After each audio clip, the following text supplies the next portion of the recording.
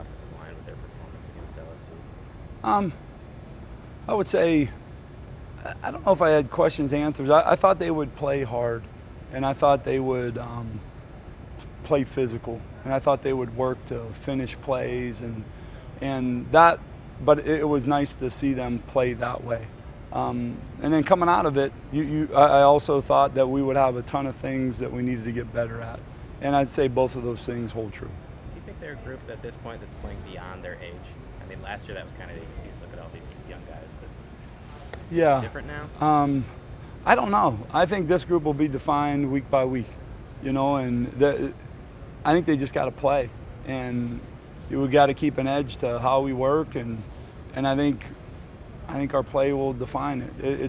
It's way too early for me to say who they are at this point.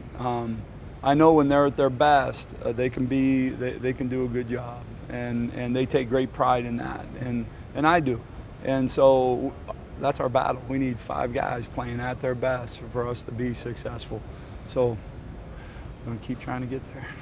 Were you encouraged at all about how quickly guys like Ramczyk and Dietzen seem to be able to get comfortable even in their first action under the lights at Lambeau Field?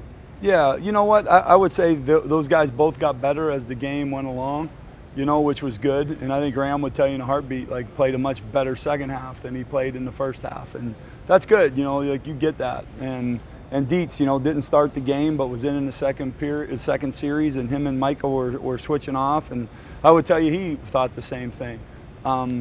But I think as a whole, I like the way they went in and competed. We're lucky because we play against a defense that competes their tails off, and we got to match that type of intensity and that type of finish every day.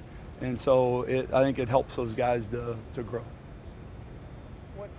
How valuable is it to have a guy like Dari on passing situations for you guys? I think Dari's huge. You trust him in every situation. I mean, you saw him in there on some normal down and distance runs, and he's just a competitor. I mean, you saw that in the Northwestern game. He's smart and he's tough, and he is a huge asset for this team. Do you know if Michael's going to be able to give it a go on Saturday yet? Yeah, I think we'll have him. I'm not sure I'm permitted to talk about that or not, but I think we'll have him. If he plays, you still plan on switching him and Dietzen? I don't know. I'm not sure yet. We got a whole week of practice yet, so I'll see you at the end of the week. That's kind of how we do it, and we talk real honest about where we're at. And I think that these guys truly approach this as a group, and they want to do well as a group, and they're not selfish guys. And so they're honest with their approach, and I feel pretty good about being honest with them. So we'll make that decision getting closer. You've had Brett Connors listed as a backup at 3 different positions. Yeah. Do you have any concerns about depth, or what do you do if I just think you gotta go beyond 7? Yeah, I think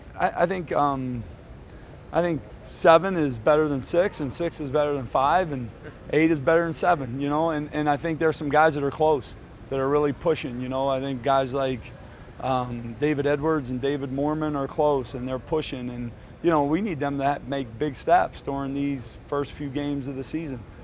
Get better in these practices, and so that's it. I mean, this is great, valuable time for them. So we're hoping to continue that, but have faith in Brett, have faith in him and his ability to step in. And it's not easy backing up a number of positions or being responsible for him, and he's worn that hat well. You mentioned you were looking for the whole offensive line to play hard, but was there anything specific you were looking from the 2 left guards as far as things that you needed to see them improve on in live game action? I thought both of them, the play of the other has helped their play to improve. And I thought that both of them could use time to see the game and being out, and I got no problem with it. Those guys have approached it the right way, and the tackle next to him, Ram, has played with both of them since spring, and Michael at center has done the same, and they got great confidence in both of those guys. So if it helps us to play better as a group, I have no problem doing that. And if someone steps ahead, I have no problem putting them in that position.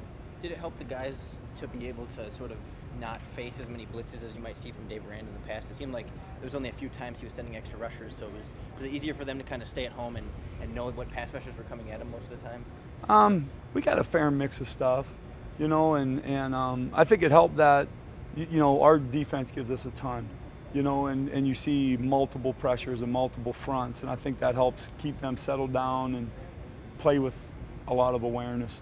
So when we did get pressures, I thought they did a good job of seeing them. But again, it's like I said, our D forces us to do that every day. Do you think it was tough for this group to adjust to Dan's, saying that he wasn't going to play anymore? I mean, I'm sure maybe they had a sense that was coming, but 2 weeks before the season. Well, I think as Dan was in there, I think the group, they were excited. They love him, and they're just excited for him as a person and a player here. They got a ton of respect for him, and to his credit, I think he pushed it right to the limit to see if he could do this. And what I spoke to earlier, this group is unselfish. They want each other to be successful. They want to be successful as a group, and I think that speaks to Dan when he said, "Hey, I'll play guard. There's no problem." And I think it speaks to him when he said, "Look, I could tell this isn't me. Like I got it. You know what I mean? Like this isn't who I can be, and you're in pain, and it's not the same." So our guys love him, and he has stepped in the coaching role, and he's awesome. So he's still a big part of this team and leads, and we need him to continue to do that. Coach, what do you think allowed Troy to be so productive in the passing game on Saturday? Say it again. Troy Fumagalli, what allowed him to Oh. be so productive in the passing game?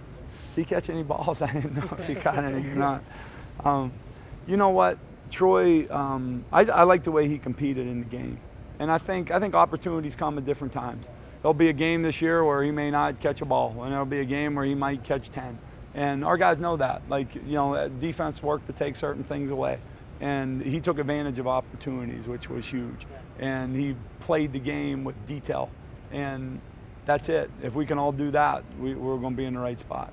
Coach Chris mentioned that you guys need him to step up not only in the passing game, but also in run blocking. Yeah. What have you seen from him improvement-wise there? I thought he did a nice job in the game. I thought he took a step, and I think it's what we need to continue to do. Like when you're trying to make a play go, it's everyone. It's from the line to the receivers to the fullbacks to the tight ends, and it's guys being on their spot. It's the details of the plays. It's finishing pads out. It's all the things that make it go. But that's the rhythm of an offense. So we all got to keep taking steps in that regard. What do you think about the job the guys around Bart did on Saturday? It seemed like there wasn't a lot of situations where you guys were playing behind the chains, and third downs were pretty manageable. Yeah, I thought the one thing that was good as a whole, obviously, you're to think you have 3 turnovers and be in a position to win a game is hard to imagine. But you didn't have negative yardage plays. I think you had 3 in the whole game, which helps in a big way. And you're right, it keeps you in more manageable downs, which probably both those things go hand in hand. Was that anything you guys talked about beforehand, or did the guys just kind of? No, good job not yeah, shooting yourself in the foot? exactly. You didn't have mental errors. There wasn't a game where mental errors cost you. It wasn't a game where silly mistakes. Those things, like from the appointment of assignment and stuff like that. So I think guys were assignment sound. I think close to technique sound, and I think it paid off when it came to TFLs. Is that more of is that a bigger deal with a first-time starter? Do you think? I mean, I watched that Florida State game last night where that guy just got buried. Well, you know what? You're right. I don't think you go into it thinking that, because your whole idea is to always be that way, right? You don't want to be behind the chains. But I think it did help him in a big way.